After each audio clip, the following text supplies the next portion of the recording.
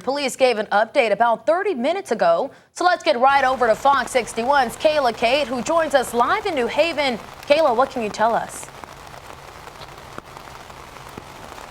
Yeah, well, New Haven Police Department is actually counting this as a homicide investigation. They say that one person has been shot, and they identified him as 21-year-old man from Waterbury. Now, police was just here about an hour ago here on Woodward Avenue and Pope Street here. There was about 7 police cars. I actually saw them walking around with an evidence marker, and they were in that area of the first building and the first speed bump that you see over there in that apartment complex, which is Fort Hale Gardens condominiums, and that's right across from Armed Forces Reserve Center. But like I said, this is now a homicide investigation, and we do know that 3 people have been shot, but we do not know the conditions of the other 2 victims, just of one of them. We do not know the names. The police did not come out with that information just yet, and we also do not know what led up to this shooting, excuse me. But we did reach out to New Haven Police Chief to find out more details to see what else they can tell us. But for now, in New Haven, Kayla Cade, Fox 61. Well, tonight, Post Malone and Jelly Roll will take center stage at Rentschler Field. Before the concert begins, East Hartford police are asking people who live in the area to be patient. They're expecting a lot of delays on Silver Lane and Robert Street and even out to I-84. Fox 61's Victoria Anderson joins us live now as the gates open. So, Victoria, police have been putting out warnings for a while now. Yeah, that's right, Brent. And those warnings were, pretty accurate. I'm going to turn the camera this way so you guys can take a look at some of the traffic. And we got a lot of ponchos on display here. People coming out to park over here. Parking is about $50. We got some fans there. How are y'all doing? Y'all want to talk? Woo, posting! Are you guys ready for the rain? No. Who are you most excited to see? Both. We love both. Was it worth the rain? Absolutely. There you go. They never come to Connecticut, so. Are you happy they're back in Connecticut? Yes. There we go. Woo! Some exciting fans. The fans here for Jelly Roll and Post Malone are one word: resilient. The rain and the poncho doesn't bother them, but resilient's also a good word for the neighbors that live across the street. They're going to have to be hearing this, without a concert ticket. So there's some mixed feelings to these stars coming back. I talked to neighbors, but I also talked to restaurant owners who are super excited to have fans come out in this big way. The Rolling Stones, Bruce Springsteen's football games. Chris and Diane Kearns have heard all the hits from their home on Silver Lane, just a few steps away from Rentschler Field. I don't even know these guys. But Monday night, they are listening to something new to them. Grammy Award winners Post Malone and Jelly Roll are on their stadium tour stop at Rentschler. But luckily, the couple has concert days down to a science. Do everything before they put the cones up. East Hartford police are expecting heavy traffic on Silver Lane and Robert Street when gates open at 5:30 and even more when the show ends. The Kearns say it's the mass exodus that can go into the early morning hours that they say is the worst. I'm kind of sorry that we live here now. But while the Kearns are planning on staying put for Posty's big show, others are rolling up their sleeves to welcome the stars.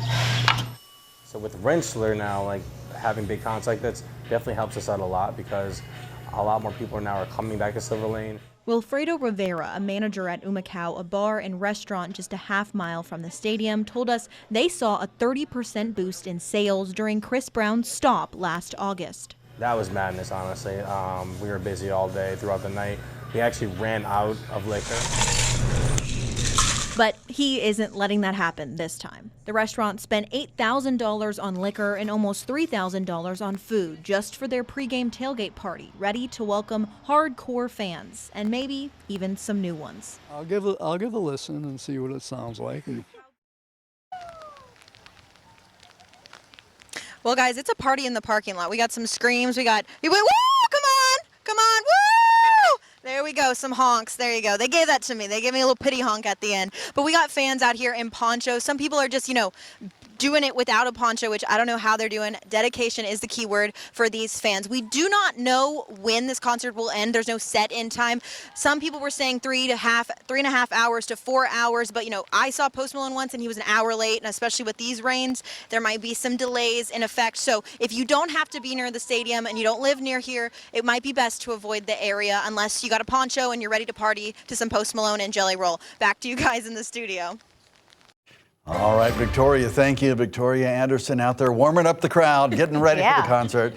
A bit soggy for those concert fans tonight. As you can see, we're getting some much needed rain out there. Chief Meteorologist Rachel Frank here to time out the showers. Rachel, I looked out the window just before I came up on set, and it is pouring out here right now. Yes, we're getting a quick, beneficial, soaking rain out there. Here's the good news for people that are at the concert right now, though. We might get this round of rain through in time for Post Malone. There is a little bit of a break in the action that will follow. I mean, it's still going to be wet and we'll still see showers fill back in again, but at least it won't be pouring when Post Malone comes out like it is right now for many areas. And we'll show you that rain coming down heavily in Ansonia and Shelton. Wallingford is seeing some moderate to heavy rain. And after being dry for much of the day in northeastern Connecticut, the skies have opened up for Coventry, Storrs, Eastford, and Pomfret as well. So here's a look at the radar as we zoom out. Again, there's that little bit of a break in the action, but some showers fill back in behind it. And there are severe thunderstorms down around Pennsylvania, or I should say Philadelphia. And it looks like those storms will stay to the south of us because it's kind of chilly here. Temperatures are in the 60s. It's June. So here's that severe thunderstorm watch in effect for our friends to the south. Not in effect anywhere close to us. There could be an isolated rumble of thunder, though. Low temperatures will be in the 60s, and tomorrow we climb up around 70 degrees, and we'll continue to see some off and on showers or periods of rain. We'll get a closer look at the dry weather that follows coming up. All right, Rachel, thank you. Well, tonight we are learning more about the two men killed in a weekend shooting outside a West Haven bar. As investigators continue to search for the shooter, people who live and work nearby say this violence has left them shaken. Fox 61's Jamel Johnson has the story. In the same spot where those two men were killed, a memorial has been placed a few days later. Friends, family, and neighbors passing by have stopped at the memorial to pay the respects of those two men who lost their lives. Shots rang out in the early morning hours on Campbell Street Saturday. Except for the bar, most of the businesses on this street were closed at the time of the shooting. However, Falcon Pizza was open. Owner Sardar Sahin was there getting ready to close for the night. I all heard that shot, you know, that's all I heard, the shooting, pop, pop, pop, pop, and they were on the ground and two cars going, one car going that way, one car going that way, and the police came in, like in a minute. They were here. Sahin has owned the restaurant for 5 years. He says this isn't the first act of violence he's seen on the street. Stabbing happened right down the road, you know, a week ago. Now the shooting.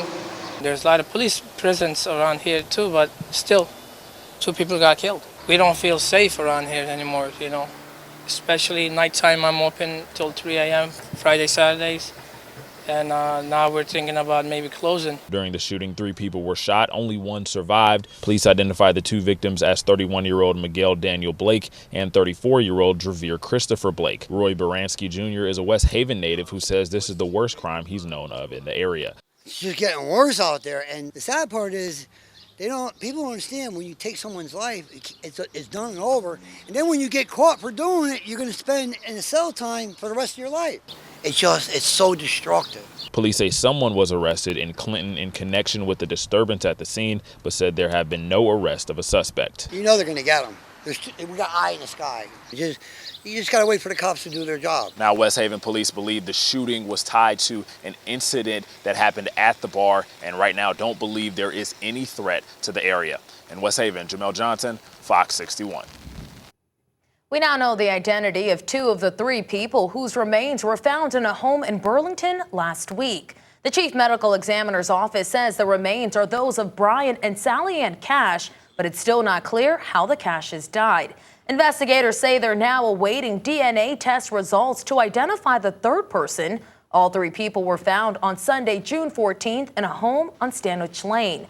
Now, the remains were found after the new owners who purchased the home at a foreclosure auction were in the middle of an inspection. Connecticut State Police say at this time there are no signs of foul play or criminal activity. Bridgeport police say a man stabbed 3 of his family members, killing one of them earlier this morning. Jamar Whittingham has been charged with murder, assault, and home invasion. He's being held on $1 million bond. Officers say they found him at 5 a.m. in front of that home on Laurel Avenue, and they say he was holding a large kitchen knife. They eventually had to use their tasers to subdue him.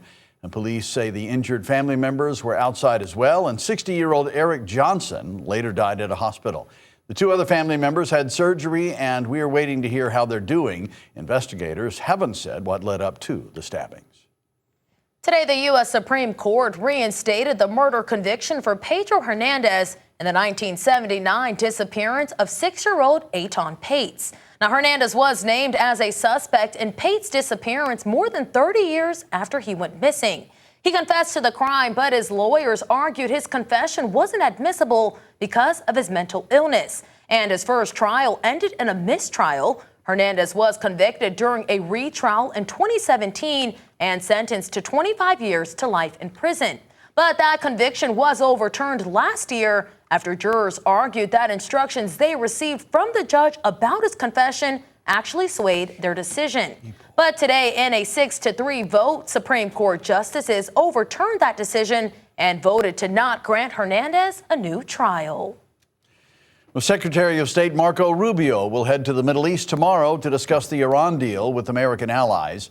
It comes after Vice President J.D. Vance said it was, quote, a very, very good day, end quote, of talks yesterday between the U.S. and Iran. He says negotiators were able to move forward on topics like keeping the Strait of Hormuz open and ending the fighting between Israel and Hezbollah in Lebanon. We laid a very good foundation for a successful final deal. The final deal is the House. We set the foundation. Now, Vance also said negotiators were able to set up a process for technical negotiations to continue. A Utah judge postponed a hearing involving the man accused of killing conservative activist Charlie Kirk. Now, that hearing was set to decide whether prosecutors violated a pretrial publicity order and if they should be held in contempt. Now, the Tyler Robinson defense team wants the death penalty off the table if contempt is found. The judge delayed that hearing until 8:30 Friday morning. Alan Greenspan, who formerly served as the chair of the Federal Reserve for nearly 2 decades, has died. His wife, NBC News correspondent Andrea Mitchell, said he passed away at home from complications of Parkinson's disease. Greenspan was the second longest serving Fed chair in history and is remembered for shaping the U.S. economy. His more than 18-year tenure started with a 1987 nomination where he served 5 terms and ended under George W. Bush in 2006. He lived to 100 years old. We'll have more on the legacy Greenspan leaves behind coming up in our next half hour.